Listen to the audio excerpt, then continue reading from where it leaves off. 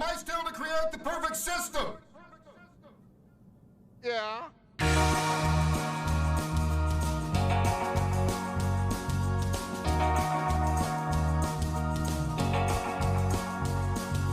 Hey everybody, welcome to the Underrated Podcast. This is a podcast where we discuss movies that we feel are underrated, underappreciated, or ones that have just slipped under the radar and passed most people by. We're a collaboration of friends. My name is Ariel Ortiz, and I'm joined, of course, as always, by Alan Torres and Derek McDuff. Hey.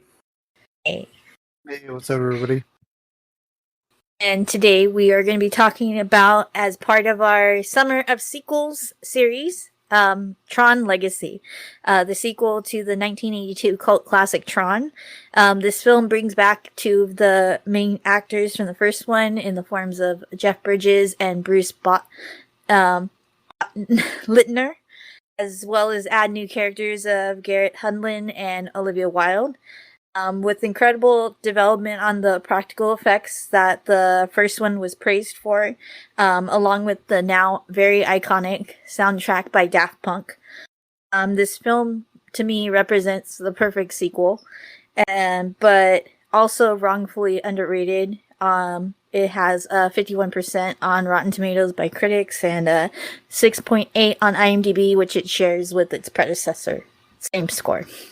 So, with that, I mean, I think we discussed this movie before. I mean, just in, amongst ourselves and how much we like it. So let's get into it.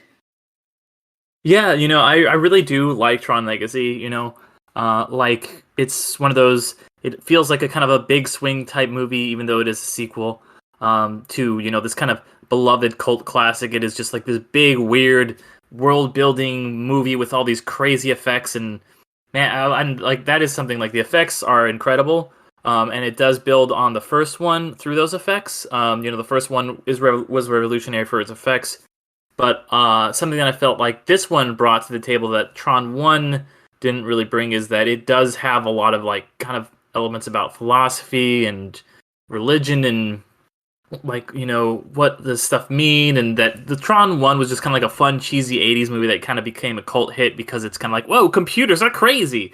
And this one, it really took a lot of those core elements and built on them in a way to like kind of make a more interesting story with more compelling characters and a much richer story world. And it is, because the last movie we talked about, for the first one for our sequel movie, we talked about Scream, which is, a very direct sequel. It's came out like Scream 2, thank you, yeah.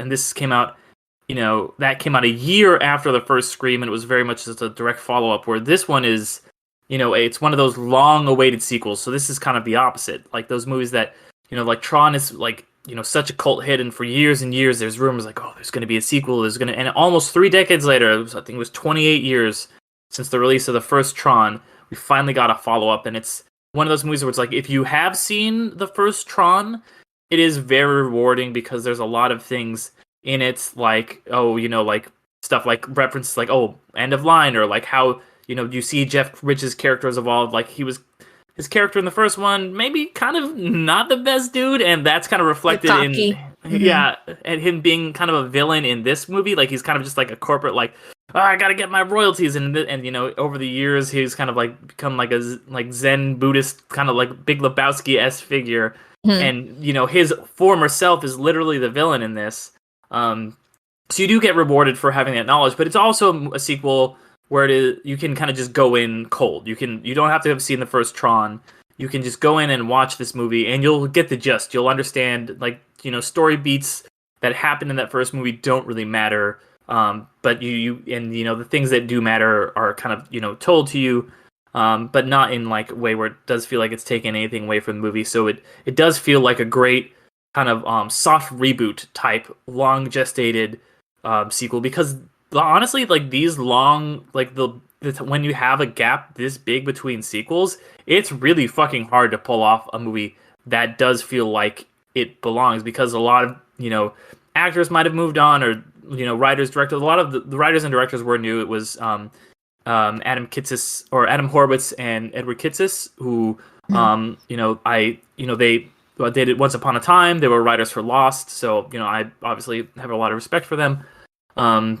They kind of respected the classic, and so but a lot of things like this can go wrong, and even if it is an okay movie, the expectations with these films are often so high that it can torpedo a movie. Something like Indiana Jones 4, which came out, I want to say 19 years after. Yeah, 19, because the 3 came out when I was like a couple of months before I was born, and then 4 came out when I was a college freshman. And that's a movie that I feel like is fine, but like there was no way that it was gonna be. It's way worse than the first 3. It's never gonna live up to those expectations.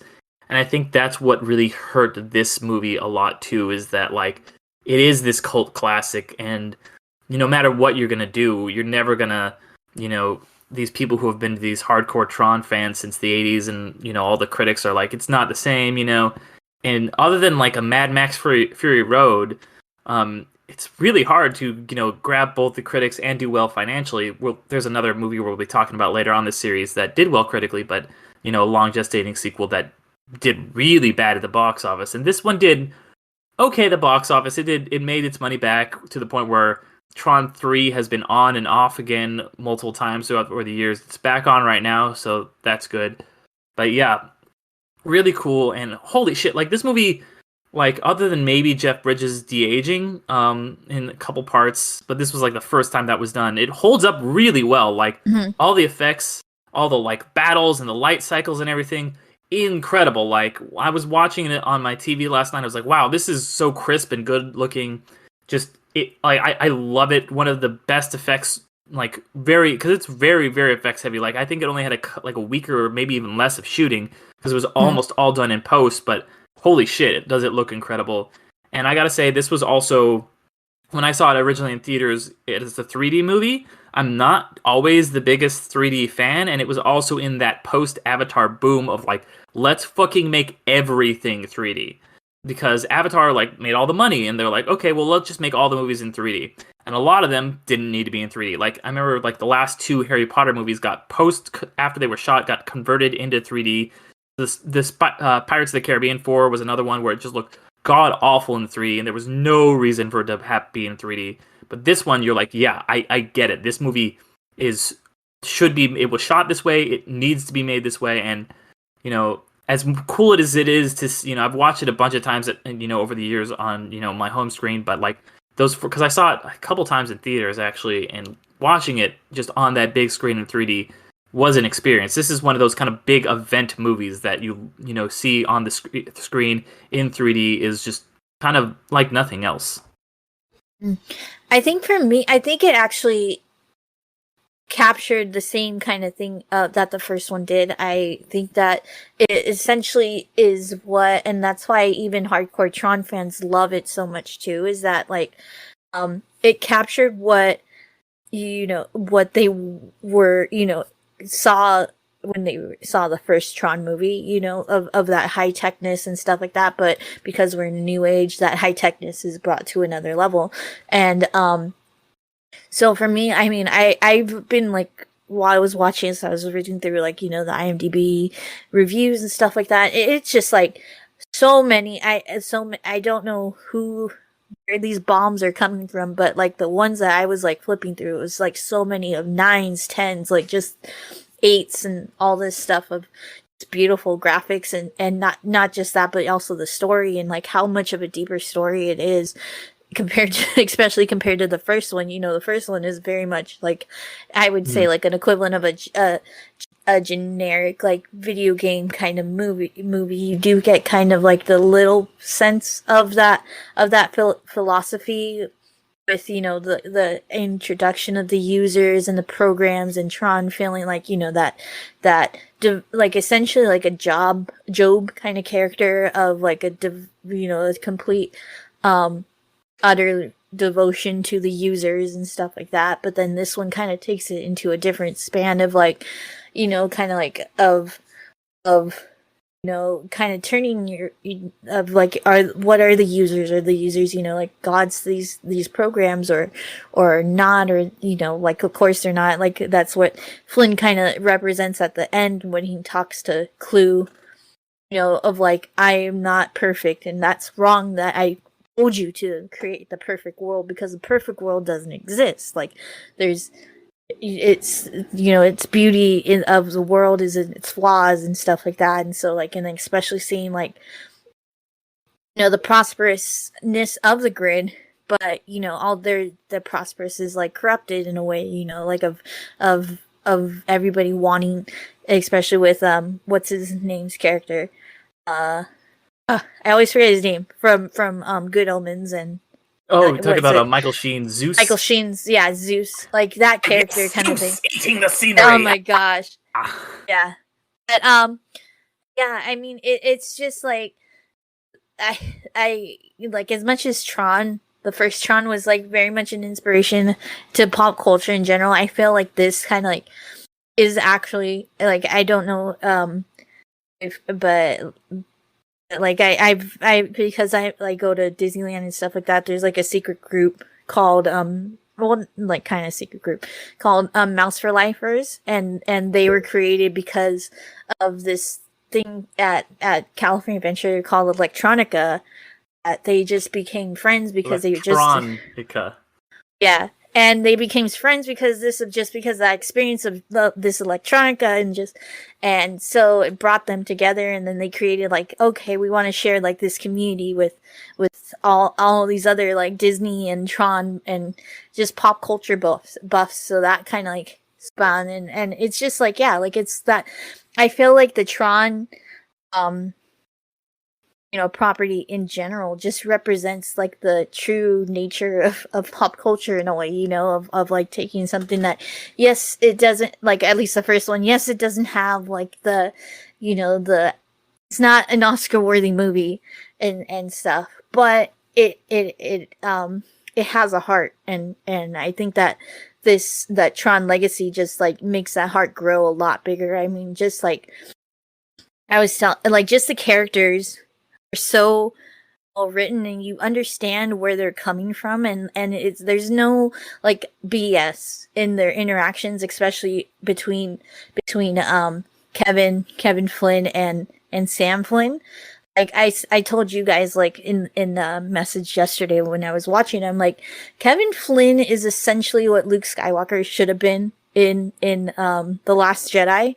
He has kind of, like, lost hope in his role in this world and stuff like that, and he's, like, scared. There's a fear in him, but when the time comes and he's, like, challenged by Sam saying, like, this is what we need to do it. This is what's right to fight and stuff like that. He does come to that realization. He does accept it, and he does it for Sam. He does it for the for the for the grid, for the thing that he built. And so for me, I just, like, I love this movie, like, especially rewatching it last night. I was just like, how much I love these characters, and just, immediately connecting with them, like, from the beginning, like, Sam, like, you understand him from the beginning, that, and it was very much a refreshing thing to see that character of Sam not really holding grudges. He's hurt, but he's not, like, acting out on that. He's still a really good person, and he's, like, still, like, he missed his father. But once his father, like, he says, like, I wanted to get back to, and I made a mistake of waiting so long, like, cutting it close for the portal and stuff like that. But he still understands, like, he did want to come back to him. Like, it wasn't like he chose, the grid over him and stuff like that, because in his mind, didn't think that there was, like, he could do both, kind of thing, and stuff, like, yeah. Yeah, definitely. Oh, and then also, I think while it wasn't the intention, I think that having Clue is, like, that, doing that kind of de-aging thing kind of added to the whole aspect and of the the difference between Flynn himself and Clue, of Yeah. that artificialness and stuff like that. I think kind of ended up in the end adding to it, while it was unintentional. I do, because like in the beginning scene when it's like actual Kevin Flynn back in the past, I'm like, ooh, this is a little rough, like. But then when it's in the digital world, I'm like, okay, like this actually works and makes sense. It's not. It is a little bit uncanny valley, but since he is a digital recreation of him, it actually works in the movie's benefit. I agree with that. I know everybody was just like, oh, he got the age and it looks weird and blah, blah, blah. And I'm like, but they're in a fucking digital world, like Digimon, like who fucking cares? Like they're digital. Like what do you expect someone's gonna look like? Flesh? Still look better than the Irishman. I don't know. Yeah, like I always thought like if I were gonna be thrown into a computer, I was gonna expect like on characters from like Virtua Fighter and shit from way back in the day, or like Tekken. But like I remember, I know you guys are saying you guys saw a lot of like 9s and 10s when the movie came out. I heard a lot of complaints, which was shocking to me because I fucking love this movie, and all of the digital the grid, pretty much my aesthetic. Outrun and synthwave and vaporwave, all that stuff. So like, I know you guys talk about the characters and the story, but for me, I was like, I just want to live there. Like, I love the neon lights and fucking Daft Punk's at like a bar. Yeah. That's perfect living. If I could just live in a digital world where everything's neon and I can go to a fucking club and Daft Punk is there and I can drink, perfect. It's a perfect movie. It's great. Yeah. Like, there's nothing to say, but other than the joking aside, like, yeah, I was really shocked like that this movie didn't do it did well. It didn't, like you said, it made its money, but I'm like, dude, how was this not like the next Pirates of the Caribbean? It's stunning. Like, I know you guys are talking about it did okay, but it did underperform expectations. Man, is this movie fucking gorgeous to look at. Like I know, I know we usually talk about the story and everything like that, but like sometimes, like just like the Akira podcast we did as well, I just fucking love looking at it. Stunning and gorgeous the whole world is, even though it's like dark and neon. I'm like, dude, this is badass. Like, how do you not just like go smoke a fucking bowl and go watch this movie and just sit there and just like when they're doing the races and all that with the motorcycles, the light bikes, and then just like the battles and like even the discs are like almost like lightsabers esque. I'm like, dude, this movie is just to look at.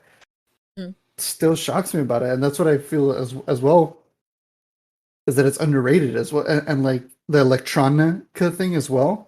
I went to Disneyland around that time as well, and I was like, why isn't this blowing up, man? We live in a digital age. Like, it had I'm just had the actual Flynn arcade. I missed that like so fucking incredible. Much. That was so cool. Like, I remember when I didn't know it was there and I saw it, I was like, what the fuck? I have to go in here. And it was like, it was so cool. It was like the cool, and now it's like replaced it with something else. And I was just so pissed because, God, it was like you were stepping into the movie when you got to be like in Flynn's arc, and it's so cool when he goes into that, and because the beginning of the movie is kind of a slow build up, and it has the '80s music, so it kind of gets you in the vibe, and then boom, you're in the grid, and like Alan, like you said, it is just like this visually just like insanely beautiful world. Like it does that same kind of thing that I love about the big swing movies, where it is just like not movies don't look like this. Not very few movies look like this. Tron has such a great specific aesthetic, and I feel like honestly the aesthetic for this movie has kind of like replaced a lot of people,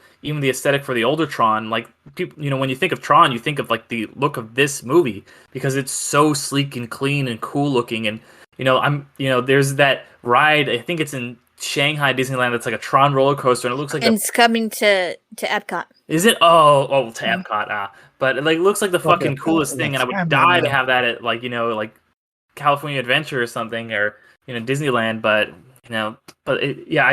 I really, really love the whole aesthetic, and like you said, Daft Punk being like there and doing all the music and stuff, and it is really just I do have an appreciation for just beautiful movies because if movies are visual medium, so you know, like Yeah, otherwise exactly. you can like read a book or something, you know, like which is great. But you know, if you want to your movie to stand apart, you know, having these cool visuals, and they're not, it's not like they're just there for whatever reason. They're there to support the story. Like it all works out really well, and it's a whole package. This movie. Definitely, dude. I completely agree. Like sometimes a bit of like a CGI kind of like I don't like it. I don't like it in my movies, but when it's done right, I'm like, oh fuck yeah, dude, take me there. Like this movie, CGI wise, was done so well. Like like I said, the light bikes, kind of like whole battles and all that, and like the discs. Like, dude, it's just so cool. Like, I'm just like, how did this not capture so many people's imagination? Where you just go, yeah, I want like more. Like, I know they made that Tron series, was Tron Which Uprising. Tron Uprising, which in my opinion, is very underrated as well. It only went 2 seasons and just like had brought back Bruce Butler, but also Elijah Wood as the main character, and it takes place I think technically after Legacy, and it's actually a really good series. I thought it was like a before Legacy. I thought it was like a between Tron and Legacy. Might be. I don't know. I haven't seen it, but Tron's like beat up and hurt in that, so I think it might be in between. But before he becomes Wrestler. It's something I've kind of always meant to check out, and I've just never gotten around to it. Like now that you know it's on Disney Plus, I think it's still on Disney Plus. They took off Legacy for some reason. Okay. Yeah.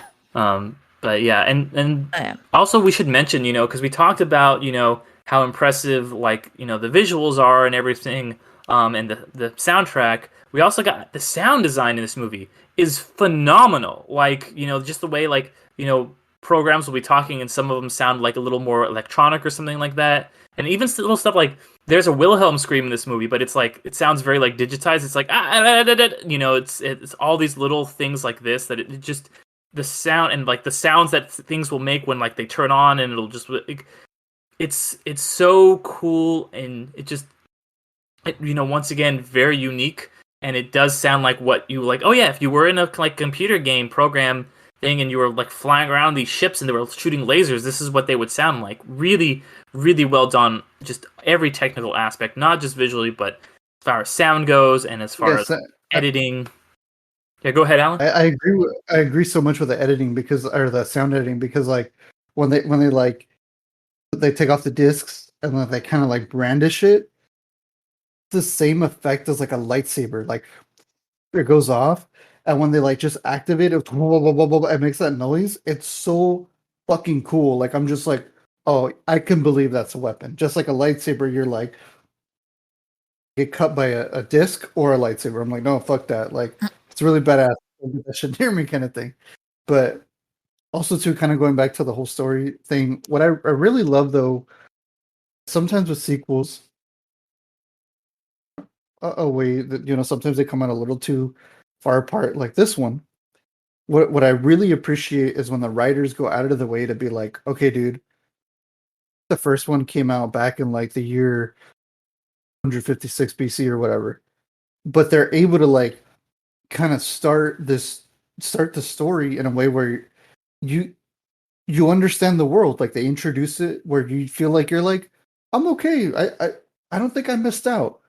Yeah, you can go watch the first one and then watch this one. You're gonna flying kind of weird, like the planes or whatever, like the train with the big old kind of like The Solar blood Sailor, like wings. Mhm. Thank you. And then like Easter egg, there's a big secret Mickey in the first Tron where they write it. It's right below. It's pretty obvious now with our television, but back then apparently it was hard to see. But yeah, now like with that and then the Tron cycles and the discs, like I feel like they're able to introduce it to new viewers to be like, oh, I get that. Okay, that's a weapon. That's this. That's this. And even with the story where you're like, they were able to just answer a lot of things where like if a new viewer were to come in and they're like, I haven't seen the first one because it came out fucking forever ago, you're kind of still like, oh, I get it. I know what's going on. Because I went with a bunch of people the midnight showing, and people were kind of like, "Oh, dude, I haven't seen the first one, so I feel like I'm gonna miss out." And when they walked out, they're like, dude, that's awesome. Like, I want to see more. Like, this world's really fucking cool. And like, I never heard anyone complain that they were like, oh, I feel like I'm missing something. Like, that's something I really appreciate about this film is like, even if you show it to somebody who hasn't seen the first one, they're like, oh, I get it. I understand it. It's like, obviously, like, you show somebody fucking Friday the 13th, Jason Goes to Manhattan, they're like, what the fuck is going on? All I know is like there's a fucking hockey guy killing people. Yeah, it's a horror movie. That's what you gotta assume. But with this one, at least it's explained in a way where you're like, I feel caught up. All right, cool. I'm in it. I'm in this. Visuals and fucking Daft Punk themselves really bring you in. Yeah, I'm about it. I think that's one of my favorite things about this movie, and what I really think is very underrated is that, like you said with Fury Rosa, Fury Road, Furiosa. Furiosa Road. Because it's Furiosa Road. Come on, Yeah. it's essentially her movie, but you turned the movie. But it's like same thing with that. Like you're kind of like, all right, I'm caught up. I feel like I'm good. I don't need to worry about the old one. And if I want to go watch the old one, I'll go watch the old one, which I hope inspired people to go watch it. But I mean, feel that's like what I something did. very That's what I did. difficult to do. Didn't. I did my homework. I watched the first one and then I went to go see it. But I'm not gonna lie, I was like, all right, it trailer looks badass and it has Daft Punk. All right, let me watch the first one. And then I really liked the first one. I will say Kingdom Hearts got me introduced to Tron game because you got to visit the grid. So I was like, oh, okay. Doing this, and then they're like Daft Punk's in the movie. I was like, all right, I gotta go watch Tron and then I gotta go watch Tron Legacy. But yeah, with sequels, I mean, this the whole theme is that I really love when sequels are able to be like, okay, dude, I get it. You might not be able to do the homework, but at least try and help you on the way. And when it's written a certain way, just like this movie was, where there's adventure, there's action, gorgeous visual effects, in it for the ride, I love that. Like it's just so much fun. Where I'm like, okay, cool, I'm happy. Like that's what's so shocking to me that I have a massive Tron franchise. But yeah. Yeah, no, because it does, it does really walk the line really masterfully of like, okay, like you haven't seen the first Tron, you'll still get it, but it does still feel like the first Tron mattered. It's not like, okay, like like a Final Destination movie where it's like, okay, well everybody who was in the other one, they just died between sequels or whatever. Like the Alien movie, like the recent Alien movies are like, yeah, the character from the Prometheus, she just died off screen somewhere, so it doesn't even matter. So you could just watch this movie, and so that is always kind of like a problem with sequels. Is like, do we make people reliant on the first one, or do we try to give them something new? And this one manages to do both, which is, there are a lot of just kind of like these soft reboots coming back recently. There's like a lot of stuff from the 80s being revived and stuff. Obviously we're going to get an Indiana Jones 5 coming up, and so it is a hard line to walk. But I do really like when something, instead of just being rebooted and be like, guess what? All those other Halloween movies doesn't matter. Like you watched them, you loved them. Too bad for you. They're gone. This one is like, yeah, it happened. It mattered. You don't have to know it's happened to go in, but you can still enjoy it. Yeah, and I mean, I'm really hoping that, because that's what I really loved also about this one, is that it continues on the Flynn in a storyline. This is Sam Flynn, Kevin Flynn's son, and I'm really worried about, like, they haven't, like, with whatever developments that have been happening with the third one, they haven't really mentioned a Flynn in it, So I am really hoping, especially with like kind of like it was open ended enough of an ending and or closed enough for an ending of like, okay, he's gonna take Cora and like essentially they're gonna live and she has the potential to help the world and but yeah, I mean, but I really do hope that the story kind of continues, but I like, yeah, I guess like have that kind of like, you don't need to, I don't know. I mean, I think you should watch this movie beforehand of anything, but yeah, like I do hope that it does tie in. They do it eventually. It does tie into the last two. Yeah, for sure. Yeah, and like it is a movie where we've been watching all these sequels, I have, like we talked about Scream last time and how I watched the first two Scream movies for this, and I'm probably gonna, for all the movies we've got, try to watch the prior movies, maybe with one or two exceptions. And I am glad that I did go back and rewatch the first Tron before I watched the new one, to kind of talk about this podcast, because it does give you a richer experience. I don't, would you guys recommend both Tron movies, or? Yeah, I would recommend the first one just because of how, it was a groundbreaking movie of its time. Don't go and watch it thinking that it's going to be, like by any standards of modern day cinema. But I mean, it is a bit more of a simpler story. It's kind of like almost like a Star Wars knockoff a little bit, the first one. It's like, what if Star Wars was video games, I feel like. Maybe because I mean, I don't feel like Flynn in that one is like a Luke Skywalker character. I feel maybe he's a bit more like a Han Solo kind of being brought into the midst of a Star Wars story. And Tron is the Luke, and he's the kind Luke, of Han Solo, yeah. Yeah, in the first one. Mm-hmm. But definitely like that there is like a pretty good like basis of a story in that, and where Tron Legacy kind of definitely builds on and just like shoots into the stratosphere of a story. But yeah, the first one is definitely a classic. And just seeing that, like, it's a very much a moment in cinematic history, I think, in my opinion. Yeah. I would say it's a mixture of both for me, because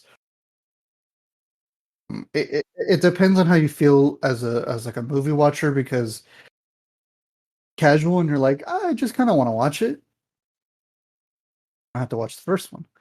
But if you're kind of like a completionist where you're like, okay, I need to see the first one, go ahead, because I won't lie, Tron himself, the character, is kind of in the backseat in this movie.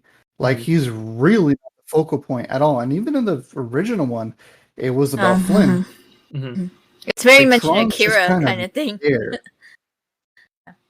Exactly, it's very much that, because walked out of the legacy, people were kind of like, Flynn was Tron, or they're like, or I thought Sam was Tron, like, oh, it was Rinsler, and they're like, oh, okay, so that's the only gripe I'll say about Legacy, is that Tron is definitely in the backseat. I know there's a whole sequence.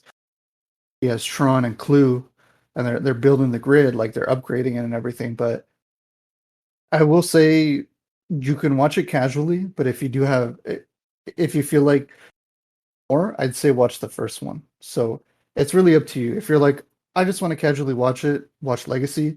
But if you're like, I kind of want more of the lore, then watch the first one as well, like a twofer.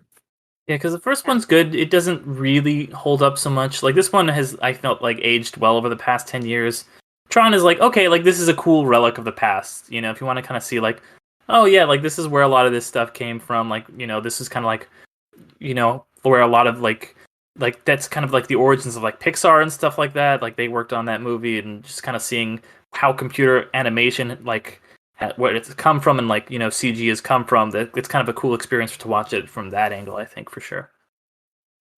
Yeah, for the more large person, Tron is the software that like, is mentioned. Like, it's kind of like, yeah, like an Akira kind of thing, where Tron is mentioned throughout the movie, and that's why it's named Tron. Not so much about the Tron the character, but because like Tron is what he's going to. That's his program that Flynn created, Bruce Botner's character created to kind of like Brady. Alan Brady's character, and that's like supposed to like help NCOM and stuff like that, and like it's getting buried because it would cost NCOM money, but that's the whole thing of that. It's like guys, what if Zelda was a girl?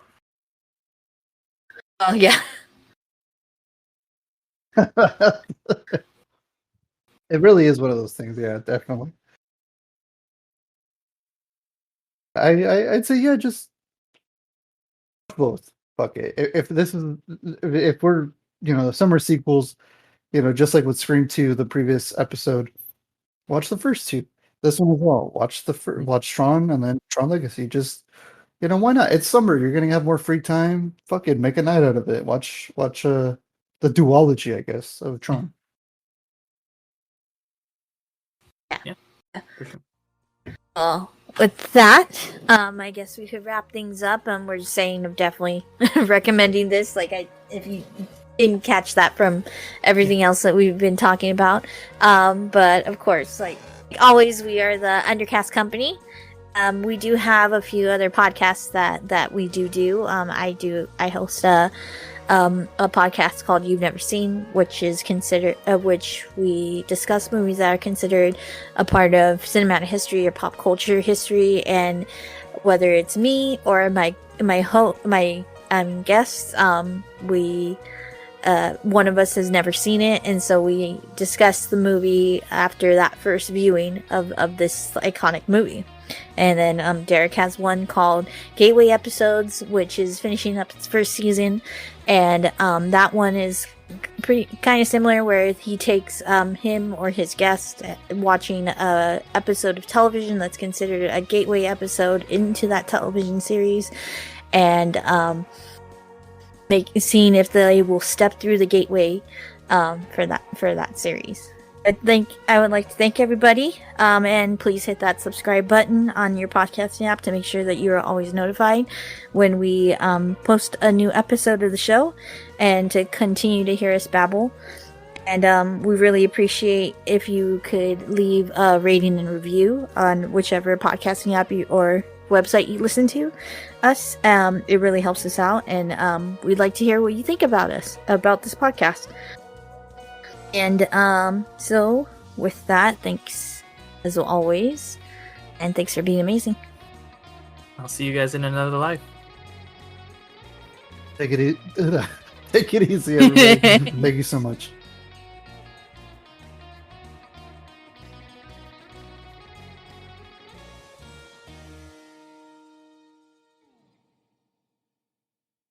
Biodigital jazz, man.